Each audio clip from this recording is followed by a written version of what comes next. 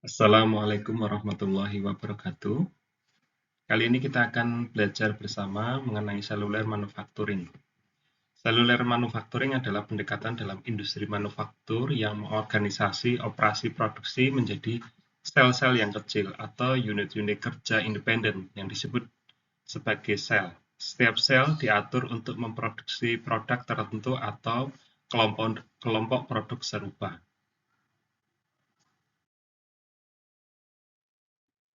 Tujuan dari pembelajaran ini adalah yang pertama memahami konsep manufaktur seluler dan teknologi kelompok. Yang kedua, memahami beberapa metode untuk teknologi kelompok. Dan yang terakhir adalah mampu menghitung dan mengelompokkan mesin berdasarkan konsep grup teknologi.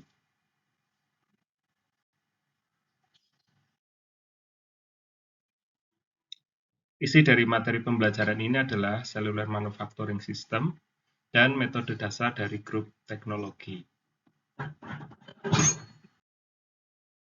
Grup teknologi adalah filosofi manajemen yang mengelompokkan produk-produk yang memiliki karakteristik desain dan atau manufaktur yang serupa. Grup teknologi bertujuan untuk meningkatkan efisiensi dan produktivitas dengan mengidentifikasi kesamaan antara produk-produk tersebut.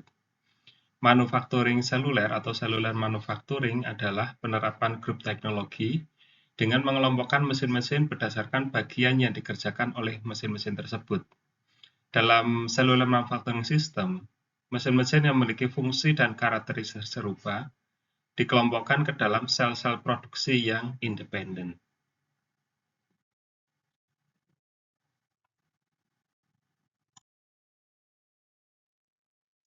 Cellular manufacturing system atau seluler manufaktur bertujuan untuk mengidentifikasi sel-sel mesin dan keluarga komponen secara simultan dan mengalokasikan keluarga komponen ke dalam sel-sel mesin dengan meminimalkan pergerakan komponen antar sel. Untuk kesuksesan konsep CM atau Cellular Manufacturing System, pengelompokan yang harus dilakukan harus dilanjutkan dengan menentukan tata letak dan mesin-mesin dalam sel yang meminimalkan biaya penanganan material di dalam sel, atau disebut juga dengan intrasel maupun antar sel atau intersel.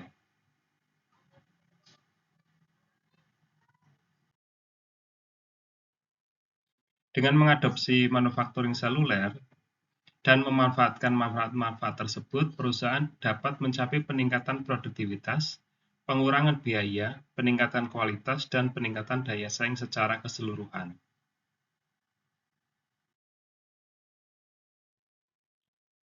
Part family adalah kumpulan komponen yang memiliki kesamaan dalam desain dan atau proses manufaktur. Part family terdiri dari komponen-komponen yang memiliki karakteristik serupa seperti bentuk, fungsi, atau metode produksi.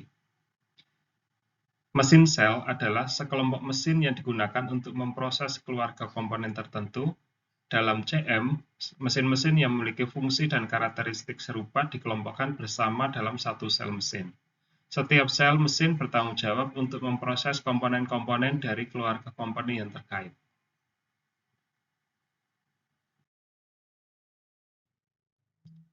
Ada beberapa hal yang perlu dipertimbangkan dalam pembentukan keluarga bagian atau part family dan mesin sel.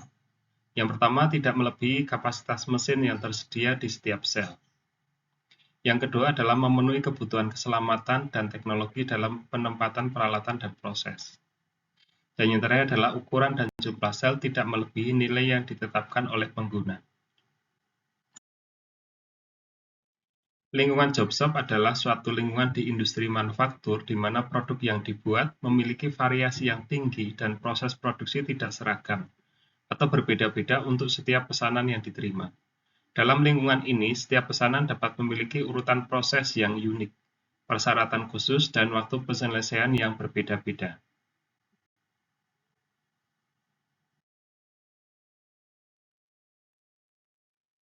Kemudian, layout ini diubah menjadi sel manufaktur dengan menggunakan konsep cellular manufacturing system.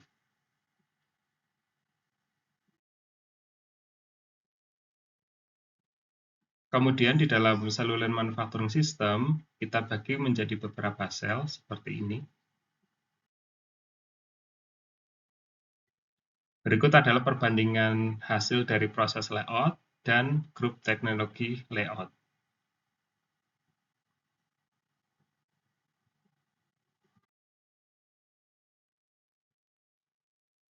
Path mesin proses indikator matriks atau matrik indikator proses komponen mesin adalah alat yang digunakan dalam grup teknologi untuk mengidentifikasi hubungan antara keluarga komponen, komponen family, dan mesin yang digunakan dalam proses produksi. Matriks ini membantu dalam mengelompokkan komponen-komponen yang serupa dan menentukan mesin-mesin yang paling cocok untuk memproses part family tersebut.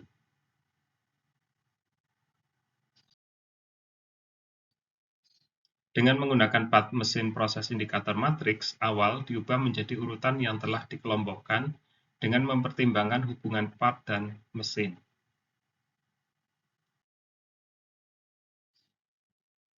Part mesin proses indikator matriks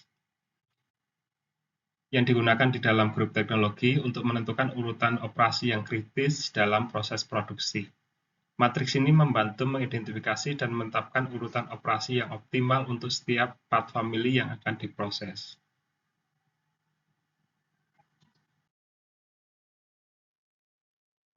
Dari part mesin proses indikator matrik diketahui bahwa part 2 mengunjungi mesin 2 pada operasi pertama dan operasi yang ketiga.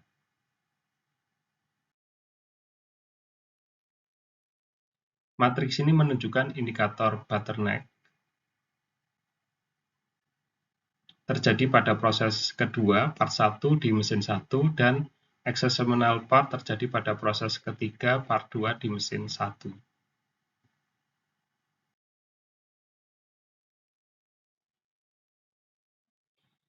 Alternatif dari layout kemudian kita bisa lakukan dengan yang pertama, kita bisa kemudian part 2 kita subkontrakkan, atau part 2 kita ubah urutan rute pengelolaannya. Dan yang berikutnya adalah mengatur ulang baris dan kolom untuk meminimalkan perpindahan antar sel bagi mesin penghambat, yaitu M1 yang digunakan bersama-sama. Dan yang terakhir adalah kita punya alternatif untuk mesin 1 disediakan di setiap sel mesin.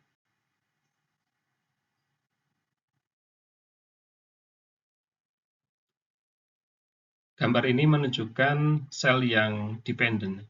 Kita bisa lihat dependent dari masing-masing sel ditunjukkan oleh panah yang itu menghubungkan dua sel. Di situ ada aliran dari sel 1 ke sel 2 dan sebaliknya. Kemudian kita lihat ini adalah kondisi sel yang independen, artinya masing-masing sel itu tidak ada aliran dari sel 1 ke sel yang lain. Aliran mengalir di dalam sel yang sama untuk proses dan mesin yang ada di dalam sel tersebut.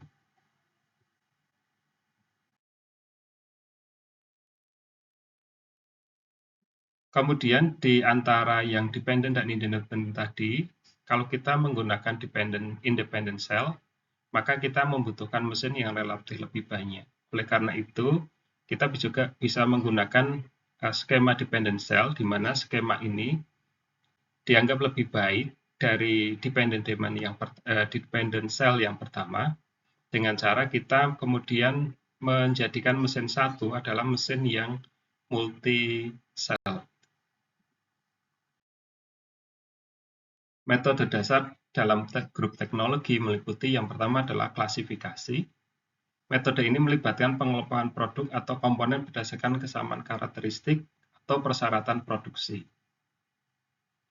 Di dalam metode ini kita bisa menggunakan visual method dan kita juga bisa menggunakan metode coding.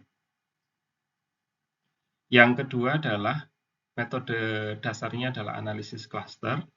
Metode ini melibatkan pembentukan kelompok-kelompok produk atau komponen berdasarkan kesamaan antar mereka. Dalam analisis cluster terdapat beberapa formulasi yang umum digunakan. Yang pertama adalah formulasi matriks, yang kedua formulasi pemrograman matematis, dan yang terakhir adalah formulasi grafik.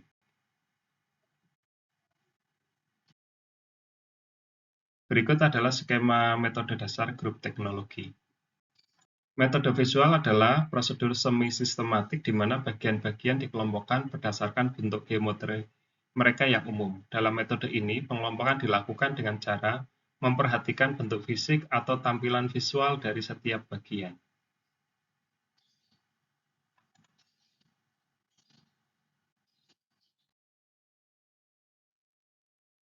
Metode coding adalah metode yang digunakan dalam teknologi kelompok, grup teknologi, untuk mengklasifikasikan bagian-bagian berdasarkan kriteria-kriteria tertentu. Dalam metode ini, setiap bagian diberi kode numerik atau alfabetik yang mencerminkan karakteristik atau persyaratan produksi tertentu.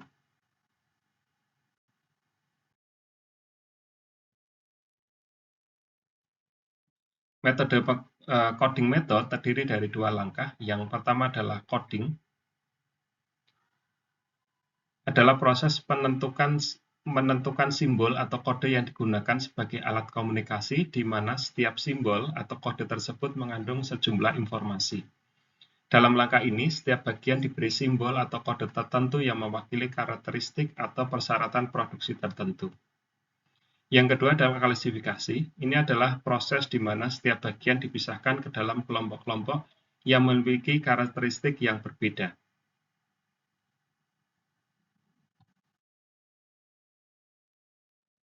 Keuntungan dari sistem klasifikasi atau pengkodian adalah yang pertama, memaksimalkan efisiensi desain. Bagian-bagian dengan pekerjaan yang serupa dapat didesain dengan lebih mudah dan cepat. Jika bagian kerja sebelumnya telah di-code dan informasi desain disimpan dalam database, dengan adanya sistem coding, desainer dapat dengan mudah mengakses informasi desain yang telah ada dan memanfaatkannya untuk mendesain bagian baru dengan karakteristik serupa. Yang kedua adalah meminimalkan waktu, biaya desain, dan membantu dalam standarisasi dan penyederhanaan desain. Berikutnya adalah memaksimalkan efisiensi perencanaan proses atau rute. Perencanaan proses menjadi lebih mudah dan cepat untuk bagian-bagian yang telah dibuat sebelumnya dengan sistem klasifikasi dan coding. Kelebihan lain dari coding dan klasifikasi adalah menyederhanakan perencanaan penjadwalan, sehingga membantu mengurangi waktu pengaturan mesin dan meningkatkan laju produksi komponen atau part.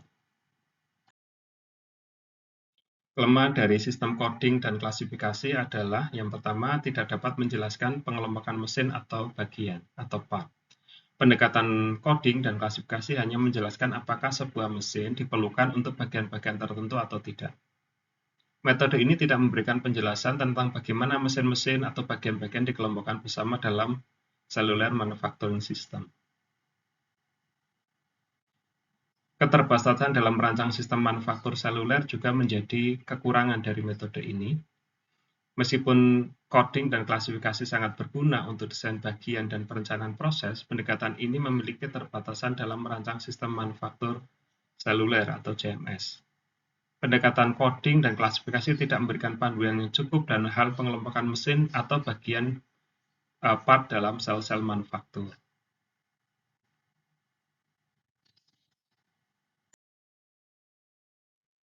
Sistem untuk klasifikasi dan coding adalah sebagai berikut. Yang pertama adalah sistem monocode atau kode hierarkis. Sistem ini menggunakan kode hierarkis di mana setiap bagian diberi kode yang terdiri dari beberapa level atau tingkatan.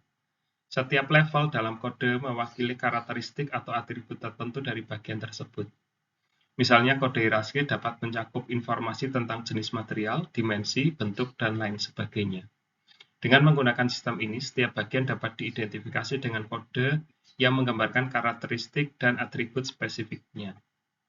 Yang kedua adalah kode non-hierarkis atau sistem polycode. Sistem ini menggunakan kode non-hierarkis. Di setiap bagian diberikan kode yang terdiri dari satu set informasi terpisah. Setiap informasi atau atribut bagian diberi kode yang terpisah. Misalnya, bagian dapat diberikan kode terpisah untuk jenis material, dimensi, bentuk, dan lain sebagainya. Dengan menggunakan sistem ini, setiap atribut atau karakteristik bagian dapat didefinisikan secara terpisah dengan kode yang sesuai. Terakhir adalah kode hibrida. Sistem ini merupakan kombinasi antara kode hierarkis dan non-hierarkis. Dalam sistem ini, beberapa atribut atau karakteristik bagian diberikan kode hierarkis, sementara yang lainnya diberikan kode terpisah. Hal ini memungkinkan fleksibilitas dalam menggambarkan karakteristik dan atribut bagian, dengan menggabungkan elemen-elemen hierarkis dan non-hierarkis dalam kode.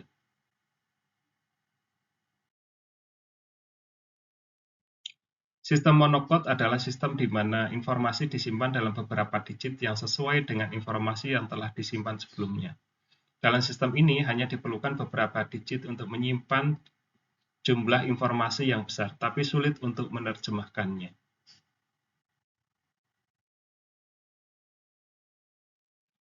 Sistem polycode adalah sistem di mana tidak ada hubungan hierarkis antara digit-digit yang digunakan. Dalam sistem ini, digit-digit tersebut tidak diatur dalam bentuk hierarkis.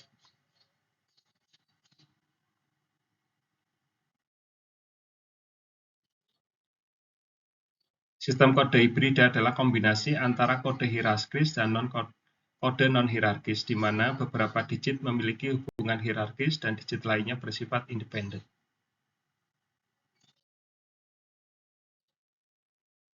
Analisis klaster adalah proses pengelompokan objek ke dalam kelompok klaster homogen berdasarkan karakteristik objek tersebut. Penerapan analisis klaster dalam grup teknologi adalah sebagai berikut. Pertama adalah tata letak mesin fisik. Penerapan analisis klaster dalam tata letak mesin fisik melibatkan pengaturan kembali mesin-mesin untuk mengubah tata letak pabrik. Dalam konteks grup teknologi, mesin-mesin yang memiliki karakteristik dan persyaratan produksi yang serupa dikelompokkan bersama untuk membentuk sel-sel manufaktur. Yang kedua adalah tata letak mesin logis atau logik. Penerapan analisis klaster dalam tata letak mesin logis melibatkan pengelompokan mesin-mesin ke dalam sel-sel mesin logis di mana posisi mesin-mesin tersebut tidak diubah. Dalam hal ini, analisis klaster digunakan untuk mengidentifikasi kesamaan dan keterkaitan antar mesin-mesin berdasarkan karakteristik, persyaratan operasional, atau aliran proses. Pengelompokan mesin-mesin ke dalam sel-sel logis memungkinkan efisiensi dalam perencanaan dan pengaturan proses.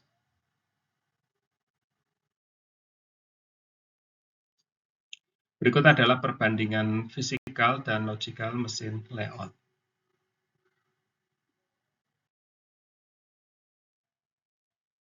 Algoritma rank order clustering atau ROC adalah metode pengelompokan yang didasarkan pada pengurutan baris dan kolom dari matriks indikator mesin part.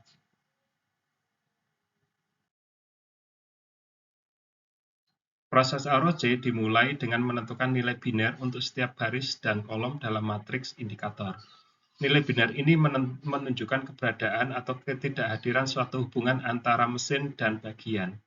Setelah itu, baris dan kolom diatur ulang berdasarkan bobot nilai biner mereka, dari yang terbesar hingga yang terkecil. Langkah ini bertujuan untuk mengidentifikasi kelompok atau klaster yang ada dalam matriks. Hasil akhir dari algoritma ROC adalah kelompok mesin yang sesuai dengan part family. Dalam konteks grup teknologi, kelompok mesin yang terbentuk mewakili mesin-mesin yang memiliki kesamaan dalam part family. Pengelompokan ini dapat membantu meningkatkan efisiensi produksi dengan memungkinkan penggunaan yang lebih optimal dari mesin dan sumber daya lainnya. Berikut adalah contoh hasil langkah 1-2 metode ROC.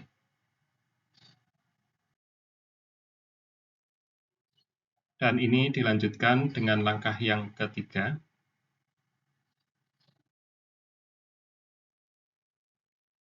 Hasil dari langkah 4-5 adalah sebagai berikut.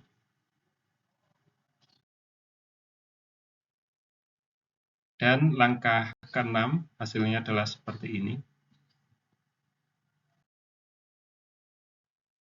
Kemudian setelah langkah yang ke-6, iterasi berikutnya adalah mengulang langkah 1 sampai dengan langkah kedua.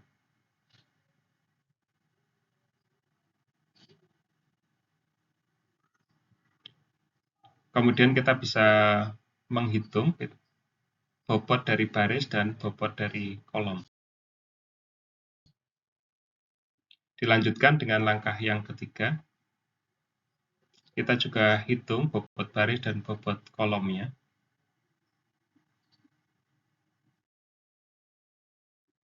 Jika kemudian kita masuk ke langkah keempat sampai kelima, dan kita bisa dapatkan matrik akhirnya pada langkah 4 dan kelima interaksi yang berikutnya.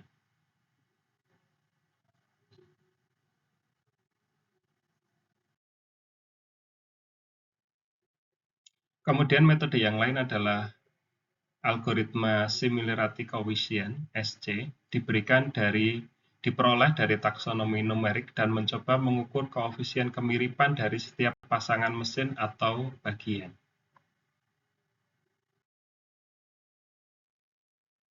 Berikut adalah rumus untuk menghitung cacat koefisien.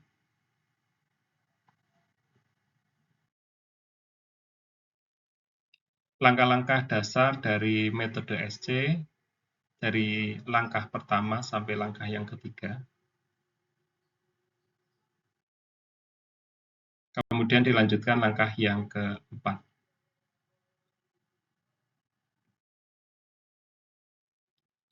Diberikan contoh untuk perhitungan dengan algoritma SC, di mana dari matrik awal kita dapatkan ada 6 part yang butuh untuk diproses pada 7 alternatif mesin yang tersedia.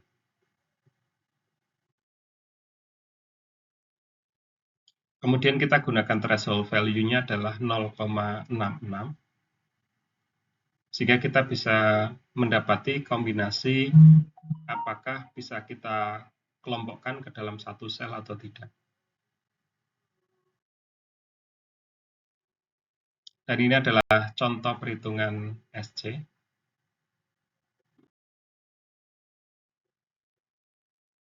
Sehingga kemudian kita tunjukkan satu contoh part mesin proses indikator matriks yang baru, seperti ini. Dengan threshold value-nya 0,5, kita dapatkan kombinasi menjadi satu sel, bisa atau tidaknya kombinasi dari masing-masing mesin, itu kita didapati dengan threshold-nya 0,5. Berikut adalah perhitungan SC pada langkah ketiga dan merupakan interaksi terakhir.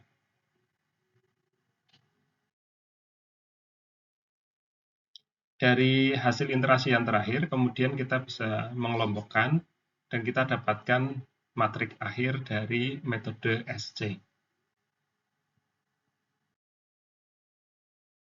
Dan dari metode SC kemudian kita tampilkan, kita visualisasi dengan menggunakan dendrogram. Oke, setelah Anda mempelajari materi kita hari ini, diharapkan Anda sudah paham mengenai konsep manufaktur seluler dan teknologi grup teknologi. Kemudian Anda juga sudah memahami metode untuk grup teknologi, dan yang terakhir adalah mampu menghitung dan mengelompokkan mesin berdasarkan konsep grup teknologi. Berikut adalah referensi-referensi yang Anda bisa pelajari lebih lanjut untuk memperdalam pemahaman mengenai grup teknologi dan seluler manufacturing. Akhirnya, terima kasih sudah menonton video ini. Semoga setelah menonton video ini, kita semakin bertambah ilmunya dan kita bisa mengamalkan ilmu yang kita sudah pelajari saat ini. Assalamualaikum warahmatullahi wabarakatuh.